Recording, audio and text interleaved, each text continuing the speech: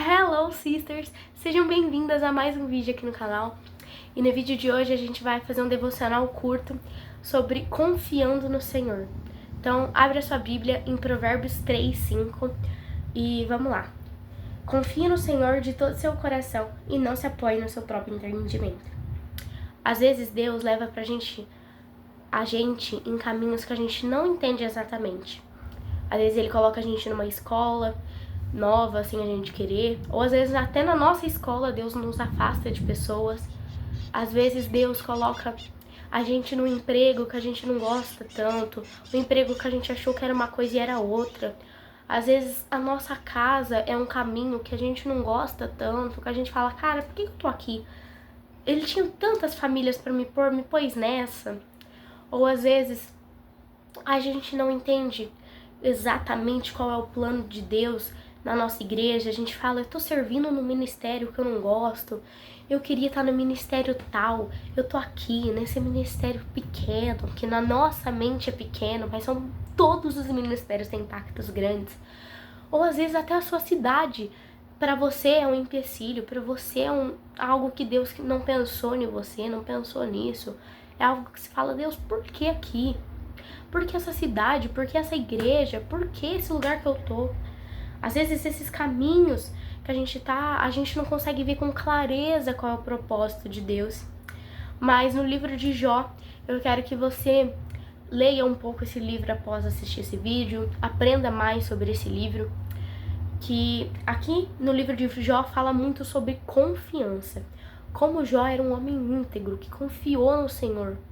Tanto que tem aquele ditado, quero ter a paciência de Jó, porque Jó sofreu tanto e ele se manteve íntegro, não pecou. Mas para muitas pessoas, a história de Jó acaba ali. Sofreu, não pecou, esquecem os outros capítulos do livro e só lembram da bênção no final. E o que acontece nesse intervalo entre as bênçãos e as maldições? O que acontece nesse período? A gente vai entender um pouco disso hoje. Capítulo de Jó, no versículo 21. O Senhor deu, o Senhor levou, bendito seja o nome do Senhor. Cara, aqui a gente já começa a falar um pouco sobre a confiança de Jó. Jó ganhou, ele era um homem mais próspero, era um homem mais rico, era um homem que tinha família, filhos, mulheres, bens, tudo. Mulheres, não, mulher, né? Enfim, ele tinha tudo que você pode imaginar, ele tinha. E mais do que isso, ele tinha Deus, a presença de Deus na casa dele. Ele era a pessoa que era rico horizontalmente e verticalmente. Eu gosto muito dessa analogia porque ele tinha tudo. Ele era o homem mais rico, ele tinha tudo, bens, coisas, mas ele tinha muita da presença de Deus. Muito da presença de Deus. O diabo chega em Deus e fala assim: esse teu filho só te adora porque você dá tudo pra ele. Se você não desse nada, se você tirasse tudo dele, ele ia, deitar nos meus pés e ia falar: esse Deus aí, horrível, odeio esse Deus. E aí Deus vira pro diabo e fala: é assim que você quer que seja? Então faz, cara. Te dou a liberdade, só não encoste um dedo no meu filho. Beleza? Deus vai lá, permite que o diabo faça o que ele quisesse com os bens e com as coisas de Jó. Jó começa a perder os filhos, ele perde absolutamente tudo que tinha do seu sustento, tudo. Ele começa a perder tudo. Você vê ele sair de uma posição alta, uma vida boa, pra cair. Caiu. E não porque Jó merecia, mas para mostrar a integridade de Jó, a confiança de Jó em Deus. E aí, naquele momento, Jó diz: Deus deu, Deus tirou. Amém. Se ele fizer, ele é Deus. Se não fizer, ele é Deus. Se ele quiser me dar milhões de maravilhas, amém. Se ele quiser tirar todas as coisas que eu tenho, tudo, só me dá coisas horríveis, beleza. Deus passou por pior, Jesus passou por pior. Ali, no caso, não tinha Jesus, mas enfim. Então, Jó, ele permanece sem pecar, sem blasfemar contra Deus e se mantém. Um tempo depois, o diabo chega de novo nele e ele fala: Mas ele só tá tão bonzinho assim, só tá tão te respeitando assim, porque você não tocou na saúde dele. Deixa ele pegar uma doencinha pra você ver o que acontece. Primeiro a gripe já abala a fé dele. Então Deus vira e fala assim, tá bom, só não mata ele. E aí o diabo vai, deixa ele completamente devastado, sem a saúde dele, cai a imunidade nos pés, ele fica doente, fica lá se coçando, completamente doente. Na pior das situações, Jó tava. E aí a mulher dele chega nele e diz, fala logo que você odeia esse Deus, declara maldições sobre esse Deus e morre. Aí Jó vira e fala assim, tá louca, mulher? Tá louca que eu vou fazer um negócio desse? O meu Deus, eu confio nele. Se ele me deu, ele me deu. Se ele não me deu, ele não me deu. Se ele tirou, beleza. Se ele me deu, beleza. Eu continuarei louvando ao meu Deus. Então, Jó dá uma lição muito grande pra gente sobre perseverança e sobre continuar confiando em Deus. Jó passa 7 dias em silêncio e vem 3 amigos dele. Os 3 amigos de Jó eram Bildad, Zofar e Elifaz. Gente, esses nomes é muito difícil, pelo amor de Deus. O Senhor era muito criativo pra botar esses nomes nas pessoas. Mas enfim, voltando. Esses 3 amigos chegam, vê que Jó lá tá dando um sofrimento muito grande. Jó permanece naquele sofrimento no silêncio. E os amigos ficam assim, comovidos com a dor dele, ficam lá junto com eles. Ele, né, acompanha ele, cuida dele. E se permanece em total silêncio. Só que no capítulo 3, Jó fala, muito tempo eu fiquei calado, agora eu vou abrir minha boca, vou falar o que eu quero falar e deixa esse Deus aí. Ele começa a abrir, então depois disso, Jó abriu a boca e amaldiçoou o seu dia. Ele disse, pereça o dia que eu nasci e a noite que eu disse, em que disse, nasceu um homem. E aí eles começam a falar por um capítulo inteiro, 26 versículos, sem sossego, sem descanso. Ele começa a declarar, por que eu nasci? Que os céus se escureçam, amaldiçoem esses dias. Por quê? Por quê? Por quê? Por quê? Nossa, se eu não devia nem ter nascido, porque se Deus me deu tudo isso e agora ele tirou, era melhor eu não ter nascido. Jó, no princípio, ele não deseja morrer. Ele não deseja que o Senhor venha e mate ele. Ele só deseja nunca ter nascido. O que eu acho que é até pior.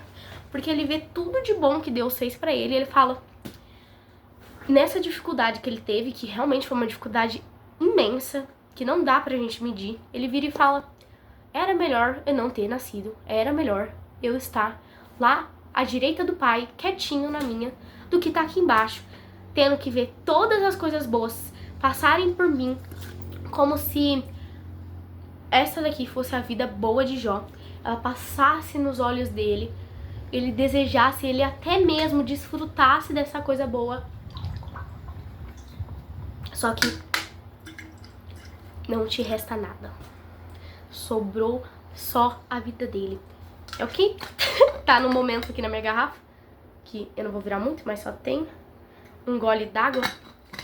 É como se fosse exatamente isso, não restou absolutamente nada, a não ser a vida dele e a presença que ele tinha no Senhor. E ali ele começa a ser ingrato e amaldiçoar a vida. Ali é onde a paciência de Jó já foi. E ele começa, por que eu nasci? Deus, por que você me pôs nesse mundo cruel? E ele não percebe que isso era um meio de moldar ele para as melhores coisas que viriam. Elifaz é o primeiro a falar com Jó, é o primeiro a fazer assim, ó, vamos acordar, vou te pôr na realidade, vem comigo. Olha, o que você tá passando é um propósito de Deus pra sua vida. Cadê a sua confiança? Cadê aquele homem íntegro que me ajudou, que ajudou muitos? Deus te pôs como pilar na vida de muitas pessoas para sustentar, para ajudar, para beneficiar, para cuidar. Você teve o seu sustento, teve a sua vida boa, mas agora o Senhor quer um processo, um renovo na sua vida. Jó, acorda pra vida. Você foi bom, mas agora você tem que ser mais grato ainda, porque Deus te porá para o melhor. E aí eles conversam durante praticamente todos os capítulos adiante. E no final do livro de Jó, Jó recebe as bênçãos. Jó tem os 5 vezes mais dele. Tudo aquilo que foi antes tirado dele foi posto mais e mais sobre a vida dele. Foi uma multiplicação sobre toda a vida dele. Então, se ele tinha filhos, pôs-se os filhos, mas com mais ainda. Se ele tinha manjares, alimentos, gados, era posto mais bênçãos. A saúde, uma imunidade melhor. Deus deixou ele melhor. Mas a gente tem que pensar um pouco que é muito fácil agradecer ao Senhor quando as coisas estão indo bem. É muito fácil agradecer ao Senhor quando a gente tem a melhor casa, quando a gente tá na melhor escola, quando a gente tá debaixo de um caminho que a gente julga ser perfeito e ser a vontade de Deus.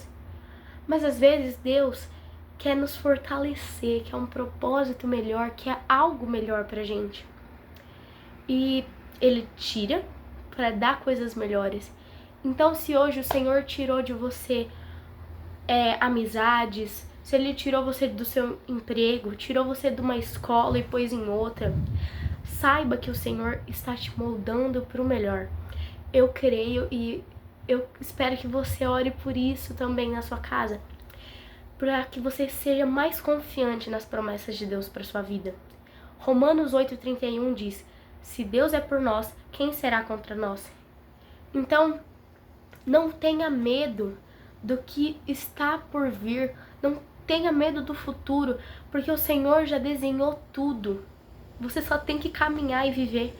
Se você não se afastar do Senhor, se você não sair do caminho do Senhor, todo esse desenho que Ele fez, esse plano perfeito para a sua vida, vai se concretizar. Mas para viver grandes coisas é necessário grandes renúncias. Então, saiba que em Hebreus 13:5, Jesus diz que nunca te abandonou e nunca te deixará.